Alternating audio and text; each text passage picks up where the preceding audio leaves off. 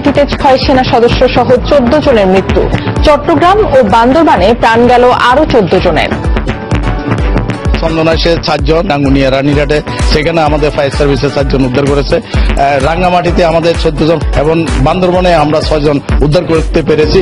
সবগুলো উদ্ধার শেষ করার পরে বলা যাবে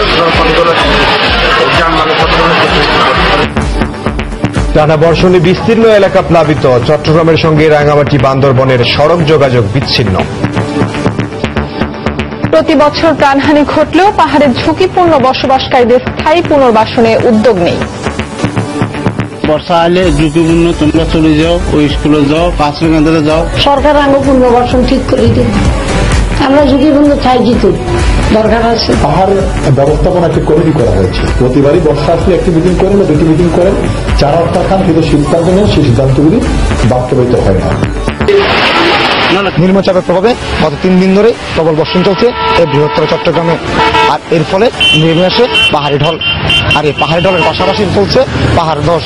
এই পাহাড় ধসের ফলে চট্টগ্রামের রাঙ্গুনিয়ায় 4 জন এবং চন্দনাইশে 4 জনের মৃত্যুর খবর নিশ্চিত করেছে ফায়ার সার্ভিস এবং জেলা প্রশাসন।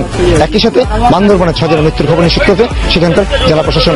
সময় যত গড়াচ্ছে রাঙ্গামাটিতে মৃতের পরিমাণ ততই বাড়ছে। আমরা এসে দুমারি দেখতেছি, পুরো মাটি, পুরো পাহাড়, গাছটা সব জোড়াতে সব ওটার গায়ে যোগাযোগ নাই, রাস্তা বন্ধ, কেমনে যাবো? এলাকা থেকে বেরোতেও পারতেছি না।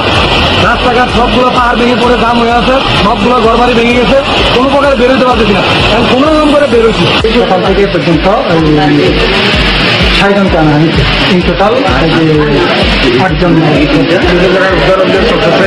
ফায়ার সার্ভিস, পুলিশ, সাধারণ জনগণের সাথে নিয়ে সবগুলো উদ্ধার শেষ করার পরে বলা যাবে যানবাহনের কতটা। এদিকে পাহাড়ি ঢলে চট্টগ্রামের আনোয়ারা, চন্দনাইশ, সাতকানিয়া সহ বিভিন্ন উপজেলার 100 বেশি গ্রাম প্লাবিত হয়ে পড়েছে। ভেঙে গেছে বসতঘর, পানিতে তলিয়ে গেছে ক্ষেতের ফসল। আর এর ফলে বিপর্যস্ত হয়ে পড়েছে এখানকার। এদিকে পাহাড়ি ঢলে চন্দনাইশের বিভিন্ন স্থানে রাস্তার উপর পানি উঠে যাওয়ায় বন্ধ হয়ে গেছে চট্টগ্রাম কক্সবাজার মহাসড়কের যানবাহন চলাচল। আর এর ফলে সৃষ্টি হয়েছে দীর্ঘ যানজটের। প্রতি বছর বর্ষা আসলেই পাহাড় ধসে প্রাণহানির ঘটনা অনেকটা স্বাভাবিক ব্যাপার হয়ে দাঁড়িয়েছে। তাই বর্ষাকাল আসলেই পাহাড় ধস আতঙ্কে থাকে নগরবাসী। পাহাড় ব্যবস্থাপনা কমিটির চিহ্নিত 30টি পাহাড়ে 5,000 পরিবারের 50,000-এর বেশি মানুষ বাস করে। তুলনামূলকভাবে ঘর ভাড়া কম ও অন্য কোথাও জায়গা না থাকায় অনেকটা বাধ্য হয়েই জীবনের ঝুঁকি নিয়ে পাহাড়ের পাদদেশে বসবাস করছে নিম্নয়ের মানুষ।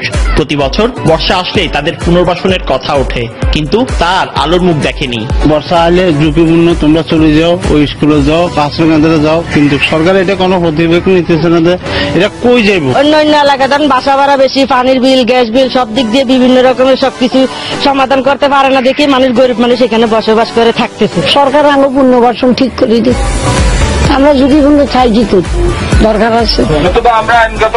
জেলা প্রশাসনের পক্ষ থেকে বর্ষা আসলেই পাহাড়ে বসবাসকারী লোকজনকে উচ্ছেদে কিছুটা তোড়জোড় দেখা গেলেও তা অনেকটা লোক দেখানো বলে অভিযোগ এই নগর পরিকল্পনাবিদের। পাহাড় ব্যবস্থাপনা একটি কমিটি করা হয়েছে। প্রতিবারই বর্ষা আসলে একটি মিটিং করেন বা 2টি মিটিং করেন, যারা অর্থাৎ খান কিন্তু সিদ্ধান্ত নেন, সেই সিদ্ধান্তগুলি বাস্তবায়িত হয় না। গত 1 দশকে পাহাড় ধসে 2 শতাধিক মানুষ প্রাণ হারিয়েছে। শুধু 2007 সালে পাহাড় ধসে 129 জন মানুষের প্রাণহানির মতো ঘটনা ঘটে। অবৈধ দখলদারদের বিরুদ্ধে ব্যবস্থা না নিয়েই দিন দিন অবৈধ বসতি বাড়ছে বলে মনে করেন রহমান ও রাজস্ব বিভাগের অতিরিক্ত জেলা প্রশাসক আব্দুল জলিলের সাথে যোগাযোগ করা হলে তারা কেউ ক্যামেরার সামনে কথা বলতে রাজি হননি। পার্থপ্রতিম বিশ্বাস, সময়। 1-2টি যানবাহন চলাচলের চেষ্টা করছে এবং আপনারা দেখতে পাচ্ছেন যে পানির যে ঢেউ বা যে স্রোতটা যে কতটা বিপর্যকতার ভিতরে পাহাড় থেকে নেমে আসে যে স্রোত, সে কতটা ভয়াবহ রূপ নিয়েছে এখানে কয়েকটি পয়েন্ট এসে। শুধু এই পয়েন্টটি না, আমি যে 2000-এর পয়েন্ট আছে, 2000-এর পয়েন্ট নয়, তার পার্শ্ববর্তী আরো 3টি পয়েন্টে কিন্তু ঠিক একই অবস্থা। পরিমাণ কমলে ঢলের পরিমাণটা হয়তো আজকের মধ্যে কমতে পারে, কিন্তু যদি বৃষ্টির পরিমাণ আবার বাড়তে থাকে তাহলে কিন্তু ঢল আরো ভয়াবহ রূপ নেবে। অর্থাৎ যে ঢল, সে ঢলটা আরো ভয়াবহ রূপ নেবে। এই ঢলের ফলে কিন্তু আশপাশে যে গ্রামগুলি আছে সবগুলি গ্রামে কিন্তু। এরপর ফায়ার সার্ভিসের সাথে যোগ দেয় নৌবাহিনী, কোস্টগার্ড ও বিআইডব্লিউটিএফ। স্থানীয়রা জানায় রাতে ওয়াইজঘাট থেকে 100 যাত্রী নিয়ে ইস্পাহানি ঘাটে যাচ্ছিল ট্রলারটি। নদীর মাঝে একটি বালুবাহী কার্গোর ধাক্কায় ট্রলারটি উল্টে গিয়ে ডুবে যায়। এ সময় ঘাটে থাকা নৌকার মাঝি ও স্থানীয়রা অন্তত 40 জনকে উদ্ধার করেন। খবর পেয়ে নৌ পুলিশের